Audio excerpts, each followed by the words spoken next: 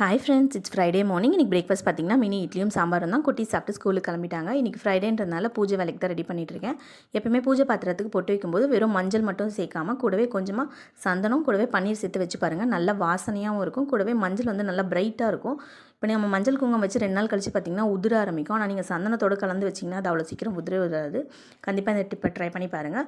வலம்புரி சங்குக்கும் பொட்டு வச்சிட்டேன். வலம்புரி சங்கம் எப்பயுமே நம்ம கீழே வைக்கக்கூடாது. ஒரு தட்டில் அரிசி போட்டு கூடவே கொஞ்சம் காசு, அந்த சங்கில் கொஞ்சம் தண்ணி சேர்த்து, இது வந்து பச்சை கற்பூரம். இந்த பச்சை கற்பூரத்தில் வந்து மகாலட்சுமி குடியிருப்பாங்கன்னு சொல்லுவாங்க. அதையும் அது கூட சேர்த்து கொஞ்சம் பூவும் சேர்த்து நான் வலம்புரி சங்கில் வச்சுட்டேன்.